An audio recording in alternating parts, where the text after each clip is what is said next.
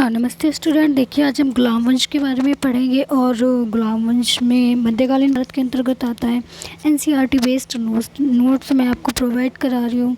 और अभी तक हम लोगों ने सारा मोहम्मद गौरी वगैरह मध्यकालीन में पढ़ लिया था और आज हम दिल्ली सल्तनत का गुलाम वंश पढ़ेंगे। देखिए इसमें क्या है। मध्यकालीन इतिहास में गुलाम वंश पढ़ेंगे। तो देखिए, पहले दिल्ली सल्तनत के काल में कुल 5 वंशों ने शासन किया था। और 5 वंश जो हैं वो मैं आपको बताती हूँ।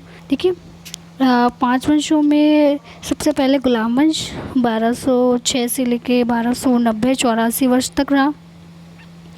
और दूसरा जो शासन है वो है खिलजी वंश, जो 1290 से लेके 1320 तक रहा, 30 वर्ष तक। और 30 वर्ष तक इसने शासन किया, सबसे ज़्यादा गुलाम वंश ने किया। उसके बाद जो तीसरा है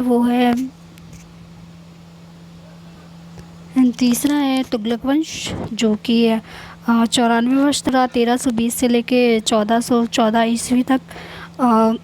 जो चौथा वंश रहा वो रहा वह सैयद वंश, सन 1414 से लेके 1450 यानी 36 वर्ष तक यह रहा।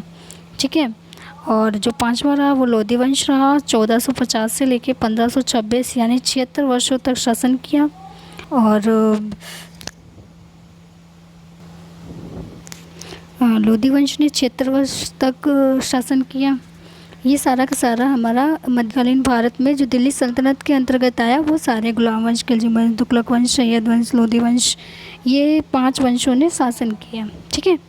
और जो गुलाम वंश था वो तुर्क था, उसने तुर्क की स्थापना की दिल्ली के अंतर्गत।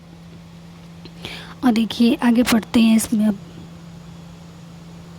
देखिए, दिल्ली सल्तनत की शुरुआत गुलाम वंश से शुरू होती है।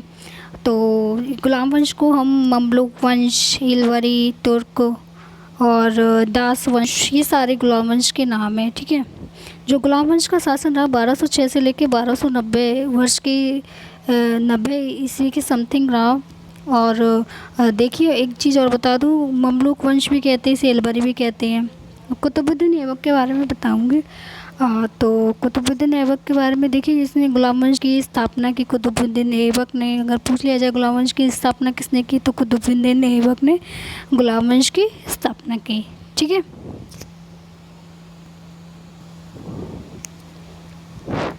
गुलाम वंश की स्थापना कुतुबुद्दीन ऐबक ने की। ये पहला गुलाम शासक था जिसने दिल्ली के अंदर शासन किया। और कुतुबुद्दीन ऐबक ने 1206 से लेके 1210 तक शासन किया। पूछ लिया जाए कब से लेके कब तक शासन किया, तो 1206 से लेके 1210 तक शासन किया कुतुबुद्दीन ऐबक ने। कुतुबुद्दीन ऐबक की राजधानी लाहौर में थी। लाहौर में पाकिस्तान अफ़गानिस्तान की साइड। ठीक है। देखिए, जो कुतुबुद्दीन ऐबक है उसको लाख बख्श कहते हैं, पीर बख्श कहते हैं, कुरान खा कहते हैं। ठीक है। लाख बख्श मीन होता है लाखों का दान करने वाला, पीर बख्श मिस पीर, और कुरान खा मिस कुरान को पढ़ने वाला। मोहम्मद गौरी के हत्यारे गियासुद्दीन मोहम्मद ने उसे सुल्तान की उपाधि धारण की। अगर मतलब प्रदान की, अगर पूछ लिया जाए किसने सुल्तान की उपाधि दी, तो उसने, गियासुद्दीन महमूद ने। अच्छा, देखिए, कुतुबुद्दीन ऐबक ने निर्माण जो कराए वो हम पढ़ेंगे। कौन कौन से निर्माण कराए कुतुबुद्दीन ऐबक ने, और दिल्ली के अंदर क्या क्या निर्माण है। अभी भी आप अगर जाएंगे तो आपको देखने को मिलेगा, काफ़ी गवर्नमेंट के अंतर्गत उनको काफ़ी संरक्षण के साथ रखा गया है। कुतुबुद्दीन ऐबक ने दिल्ली में प्रसिद्ध कुव्वत उल इस्लाम मस्जिद का निर्माण कराया, जिसे कई पुस्तकों में जामा मस्जिद भी कहते हैं। अच्छा, अगर पूछ लिया जाए जामा मस्जिद का निर्माण किसने कराया है, तो किसे बताएंगे, कुतुबुद्दीन ऐबक ने जामा मस्जिद का निर्माण कराया है।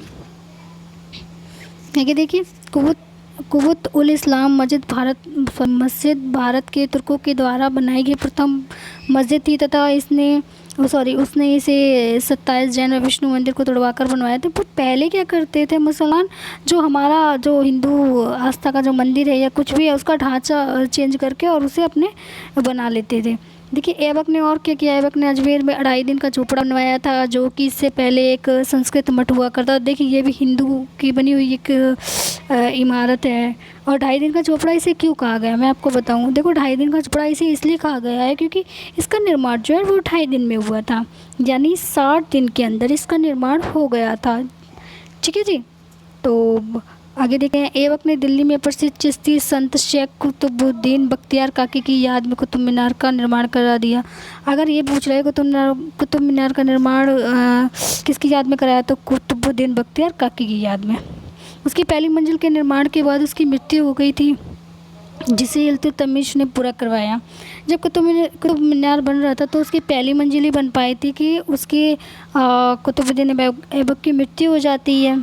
ठीक है, और अगर पूछ लिया जाए कुतुब मीनार की मंजिल कितनी है, तो कितनी बड़ी है, तो 72.5, और सीढ़ियाँ पूछ ली जाए तो 389 इसकी सीढ़ियाँ, 79 इसकी सीढ़ियाँ हैं। ठीक है, ये क्वेश्चन पूछ लिया जाता है बहुत बार कि कितनी सीढ़ियाँ हैं और कितना बड़ा है, मतलब कितना ऊंचा है। तो इसकी अगर सीढ़ी की बात की जाए तो 379, और ऊंचाई पूछ ली जाए तो 72.5 मीटर ऊंचाई है। बाद में कुतुब मीनार की एक मंजिल टूट गई थी, जिसे अंतिम रूप से चौथी और एक नई 5वीं मंजिल को फिरोज शाह तुगलक ने बनवाया था। बाद में फिर टूट गई थी। ठीक है, कुतुबुद्दीन ऐबक की मृत्यु कैसे हुई, चौगान या पोलो खेलते समय घोड़े से गिरकर हो गई थी। किसकी मृत्यु, कुतुबुद्दीन ऐबक की।